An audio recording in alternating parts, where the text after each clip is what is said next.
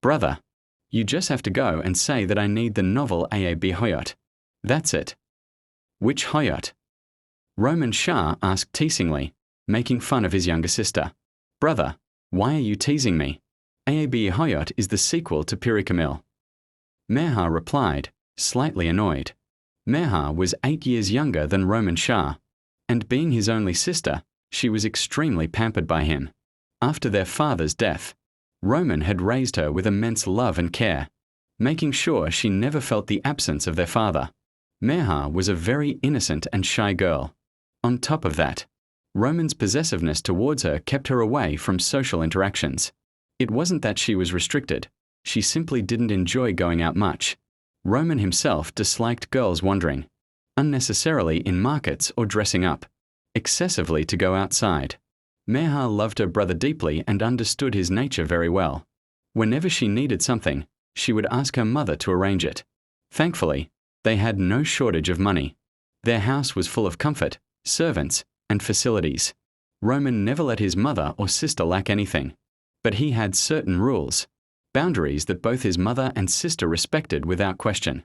Since Meher rarely went out, she spent most of her time reading novels. She was deeply obsessed with them.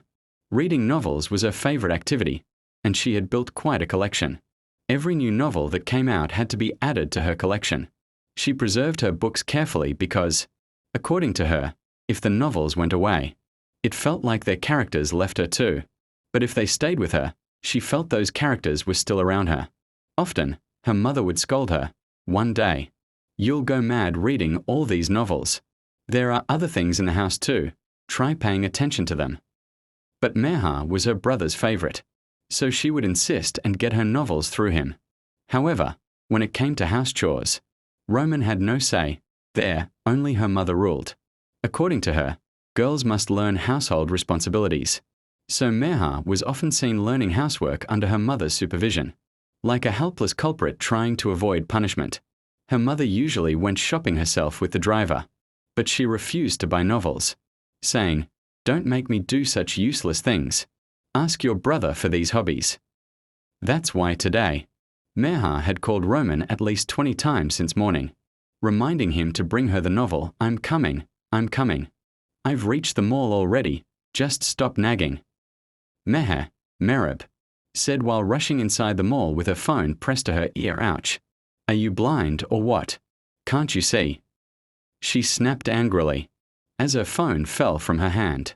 After she collided with someone. "I think you're the blind one. You should watch where you're going. I was standing still, you ran into me." The man replied with cold arrogance. His tone was so unique that Meher couldn't help but look at him, and when she did, she froze. His personality was even more captivating than his voice. Dressed in a black three-piece suit with a white shirt, holding an iPhone confidently, he stood there like authority itself. His silky black hair was styled perfectly, his fair complexion glowing, sharp nose, well-trimmed beard, intense eyes filled with controlled anger, and a tall, powerful physique that made him look intimidating yet attractive. "Hello. I'm talking to you." Roman Shah waved his hand in front of her. "Yes. I'm listening." Meher snapped back to reality. "If you're listening, then respond. Why were you running like that? Was there a war outside?" He taunted. "Where were you?" Her friends approached her. "Nothing, just stuck in traffic," she replied, though her eyes were still fixed on Roman. Seeing her friends, Roman turned away and walked inside while talking on his phone. "Hello, miss, where are you lost?" Her friend Saba waved a hand in front of her face. "Who is this lucky guy today?" Meher Malik actually noticed someone. Saba and Sarah teased her. "Yeah, he was something else," Meher sighed. "You need a doctor," Saba joked dramatically. "Shut up," Meher said, but the truth was obvious. She had never felt like this before, even while shopping with her friends. Her mind kept drifting back to Roman Shah meanwhile. Roman called his secretary into his office. "Come in." "Sir, do you have an important meeting today?" he asked. "Yes, sir. You have a meeting with Mr. Malik." Roman sighed.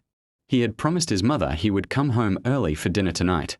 "Roman," Shah had built a massive business empire at a young age through sheer hard work. Life had made him strong, like a rock. But in that struggle, he often couldn't give enough time to his mother and sister. Today, he had planned to change that. But he forgot about the meeting. It was important, a major deal that could elevate his business 4 times higher. So he had no choice. He called home. Assalamu alaikum. Wa alaikum assalam, brother. Mom is in the kitchen preparing your favorite dinner. She's been busy all day, Meher reported excitedly. I might be late, Roman said. What? Mom has been working since morning. She protested. Please explain to her. Sorry, brother, I'm not getting involved, she escaped cleverly. Their mother came and took the phone. I'm sorry, Mom. I have an important meeting, Roman said apologetically. I've been preparing all day, she replied with disappointment. I'll eat with you when I come back, he promised gently. Fine. But don't eat anything there, she said. I won't, he assured T. Mr. Malik's house. A grand gathering was underway. Businessmen had gathered for major deals. Roman Shah was the most awaited guest.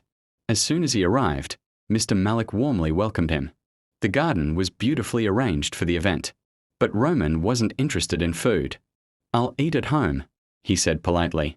My mother prepared dinner for me. Then at least have a drink, Mr. Malik insisted.